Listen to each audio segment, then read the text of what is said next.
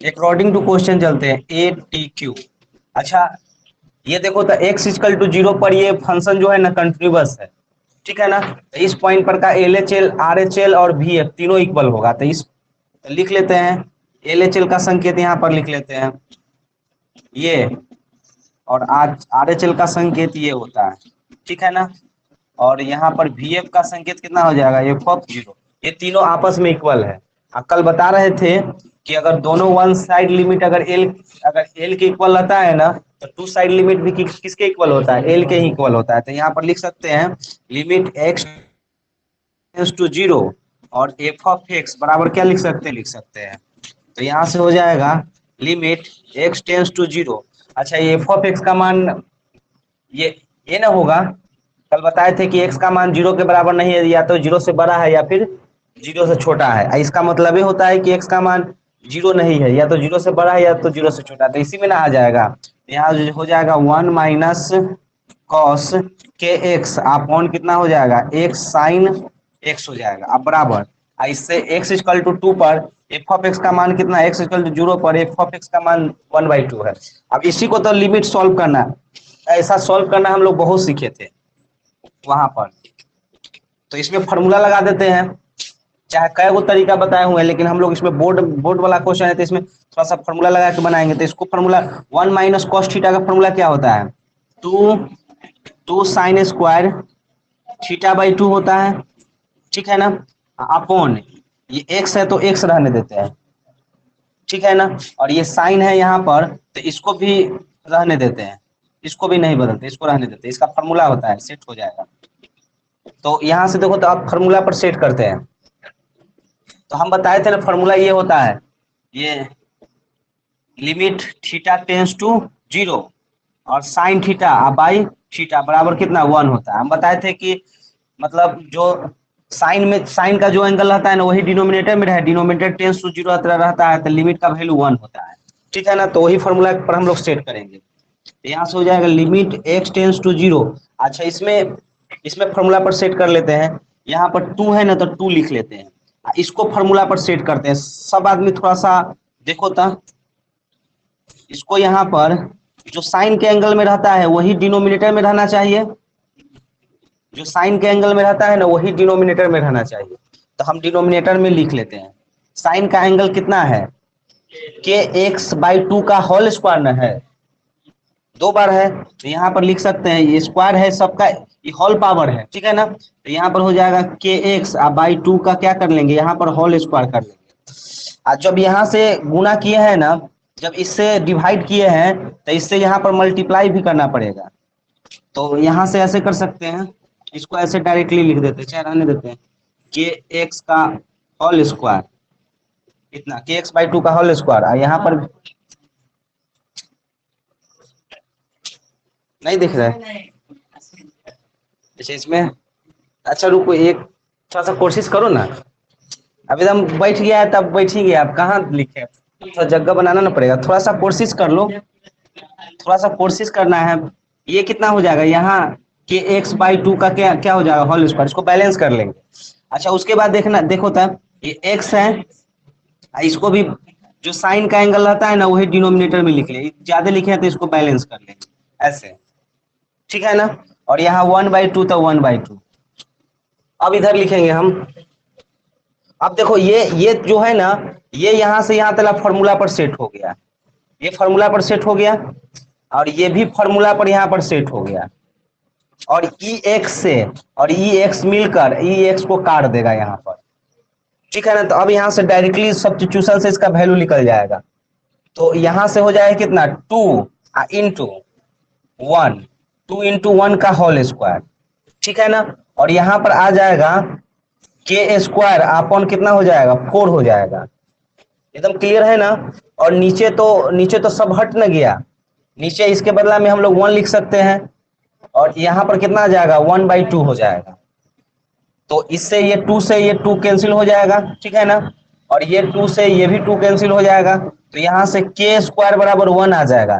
तो के का मान यहाँ से प्लस माइनस 1 आ जाएगा, के का मान प्लस माइनस 1 आ जाएगा। अच्छा, किस पर ये कंटिन्यूअस है, तो π/4 पर का LHL का संकेत लिख लेते हैं, ये RHL का संकेत लिख लेते हैं, ये BF का संकेत लिखते हैं। तो तीनों आपस में बराबर होगा और दोनों वन साइड लिमिट अगर इसके एक L के इक्वल रहता है तो दोनों टू साइड लिमिट भी LA के इक्वल होता है। तो यहाँ से ऐसे लिख सकते हैं limit x tends to π/2 f of x, और यहाँ से कितना आ जाएगा f ऑफ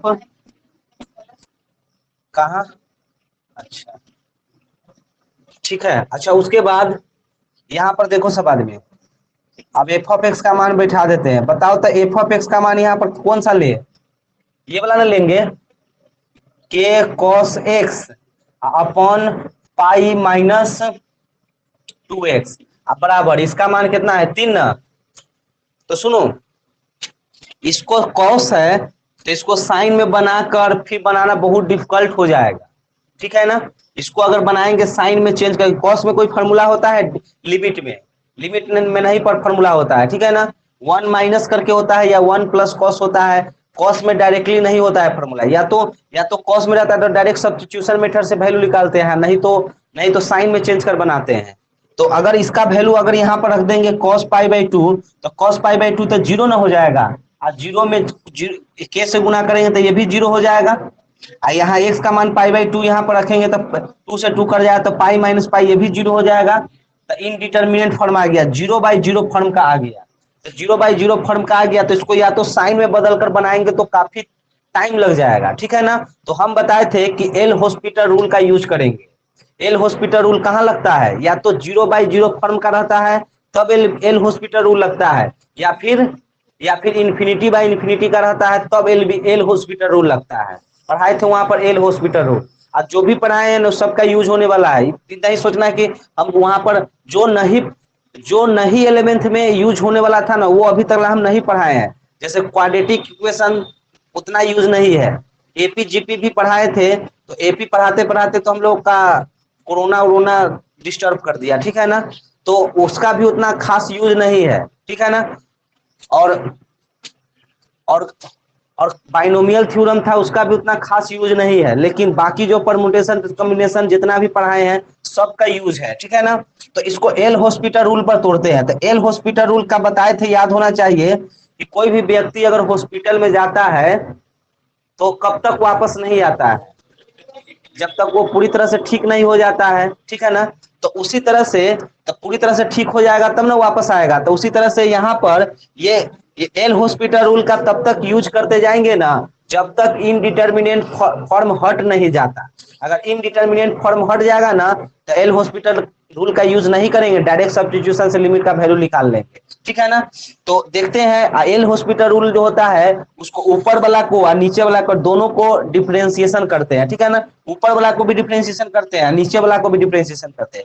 u/v पर नहीं, ऊपर वाला को डिफरेंशिएशन करना है फिर नीचे वाला का डिफरेंशिएशन करना है, और तब तक करते जाना है डिफरेंशिएशन जब तक इनडिटर्मिनेंट फॉर्म हट नहीं जाता, ठीक है ना।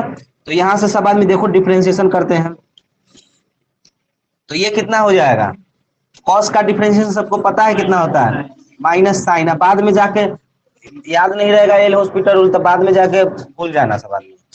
अच्छा ये तो जीरो हो जाएगा, ये जीरो हो जाएगा, और यहाँ पर कितना आ जाएगा 2 हो जाएगा, 2 ना अब बराबर कितना 3, और लिख देना यहाँ पर by L hospital rule, L hospital rule से बनाती है यहाँ पर, ठीक है ना। तो यहाँ से हो जाएगा। अब इनडिटर्मिनेंट फॉर्म हट गया है, अब यहाँ पर हट गया है।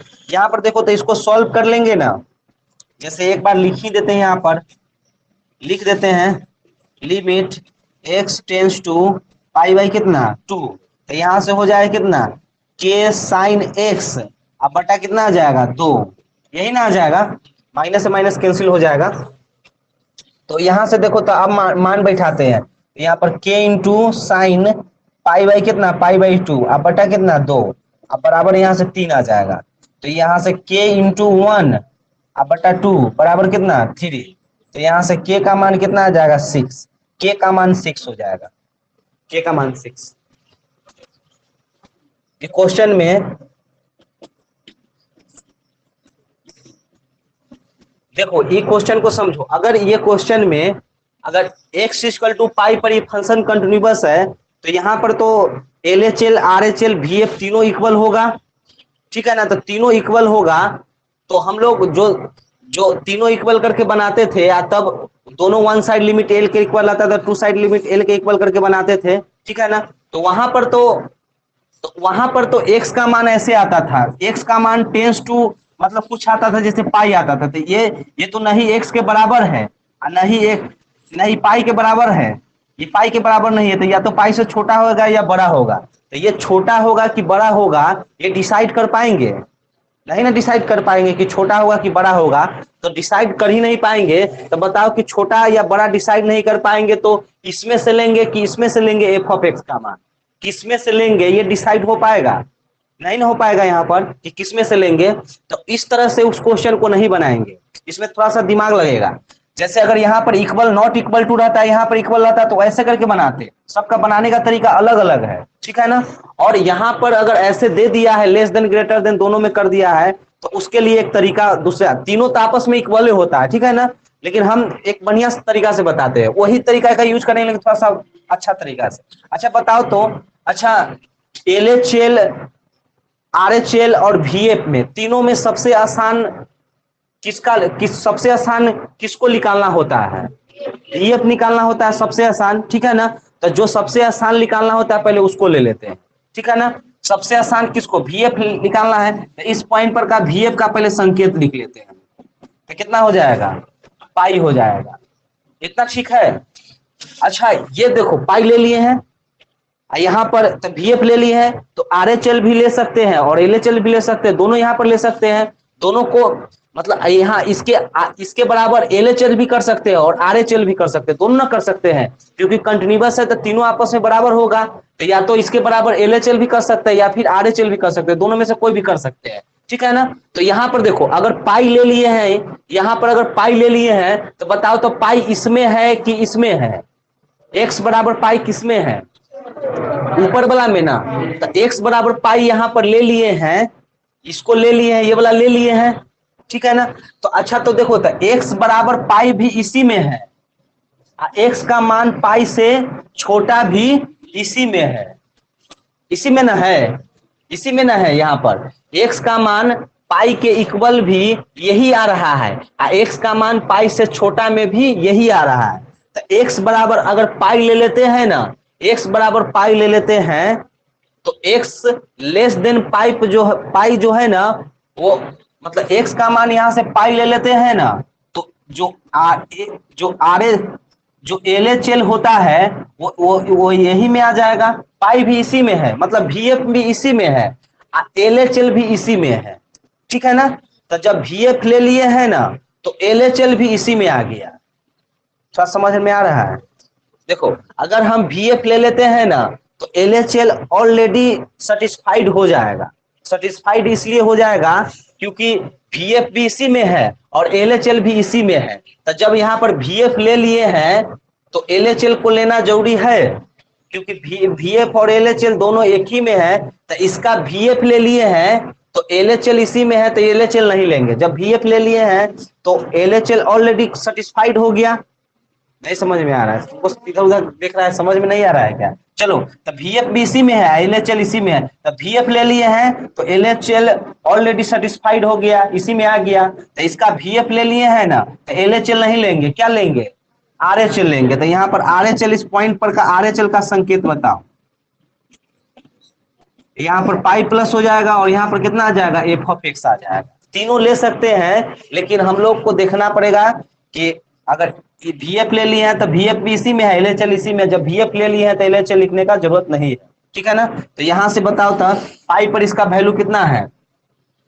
के इंटू यहाँ पर कितना करेंगे? पाई ना। इस पॉइंट पर वैल्यू का एक्स बराबर पाई पर इसका मान निकालना है तो एक्स का मान पाई है ना तो इसी में एक्स के जगह पर जहां जहां एक्स होगा उसके जगह पर पाई लिखेंगे, प्लस कितना? 1। अब यहाँ पर देखो x का मान जो पाई के वेरी वेरी क्लोज है लेकिन पाई से बड़ा है। बताओ तो पाई से बड़ा किसमें आएगा? इसमें आएगा, किसमें आएगा? इसमें आएगा। तो यहाँ पर हो जाएगा limit x tends to pi plus यहाँ पर लिख देंगे, यहाँ पर कितना आ जाएगा? cos x हो जाएगा, ठीक है ना। तो ये हो जाएगा k पाई या प्लस कितना? 1। यहाँ पर पाई का मान cos पाई कितना होता है? -1। तो यहाँ पर cos पाई लिख देंगे, ठीक है ना। थोड़ा कैलकुलेशन हम थोड़ा ज्यादा कर देते हैं बढ़िया से। तो यहाँ पर कितना आ जाएगा, -1 हो जाएगा। तो के पाई बराबर हो जाएगा -2, तो के का मान हो जाएगा -2 अपॉन कितना, पाई। ये आंसर हो जाएगा। समझ में आया? सुनो, देखो तो ध्यान से सब आदमी समझो। देखो, बोल रहा है यहाँ पर कि ए और बी का मान निकालिए, और इस ढंग से है दिया हुआ कि एफ ऑफ एक्स जो है ना वो एक्स इक्वल टू 1 और एक्स इक्वल टू -1 पर जो है ना कंटिन्यूअस है, ठीक है ना। 1 पर भी कंटिन्यूअस है और -1 पर भी कंटिन्यूअस है, ठीक है ना। तो यहाँ पर ये बताओ तो, अच्छा 1 पर कंटिन्यूअस है तो LHL RHL VF में तीनों में सबसे आसान जो होता है निकालना, वो क्या होता है, VF निकालना होता है। तो सबसे पहले इस पॉइंट पर का VF का संकेत ले लेते हैं। तो इस पॉइंट पर का VF का संकेत क्या हो जाएगा, एफ ऑफ 1 हो जाएगा, ठीक है ना। अच्छा, इस एफ ऑफ 1 हो जाएगा। अच्छा, अब देखते हैं तो एक्स इक्वल टू 1 बताना है, इसमें है किसमें है, किसमें है, बीच वाला में ना है। देखो एक्स इक्वल टू 1 इसमें है, एक्स इक्वल टू 1 इसमें है। सब आदमी देखो यहाँ ध्यान से, तो एक्स इक्वल टू 1 इसमें है, एक्स का मान जो है यहाँ 1 से छोटा ना है, तो 1 से छोटा है, इसका मतलब VF भी इसी में है और LHL भी इसी में है, ठीक है ना। तो जब VF ले लिए हैं तो LHL ऑलरेडी सेटिस्फाई हो गया है। तो LHL लेंगे कि नहीं लेंगे, नहीं लेंगे। तो LHL नहीं लेंगे तो क्या लेंगे, इसका RHL लेंगे, ठीक है ना। इसका RHL ले लेते हैं, लिमिट x टेंस टू 1 यहाँ प्लस लिख देंगे, आई यहाँ पर कितना हो जाएगा, एफ ऑफ एक्स। ये इक्वेशन नंबर फर्स्ट बना लेंगे। समझ में आया? एक्स इक्वल टू -1 पर भी कंटिन्यूअस है, तो इसमें तीनों आपस में बराबर होता है, LHL RHL VF। तो तीनों में सबसे आसान VF होता है, तो यहाँ पर कितना लिख लेंगे, -1, ठीक है ना। अब देखते हैं -1 भी इसी में है, -1 इसमें है कि नहीं है, और इसमें क्या है, LHL नहीं है, सब LHL ही होगा, RHL है। x का मान जो है यहाँ पर, x का मान -1 के भी बराबर है, x का मान जो है ना -1 से बड़ा है। तो -1 से बड़ा का मतलब क्या होता है, RHL ने, बड़ा का मतलब RHL, थोड़ा बड़ा का मतलब RHL, और थोड़ा छोटा का मतलब क्या हो जाएगा, LHL। तो RHL भी इसी में है, ठीक है ना।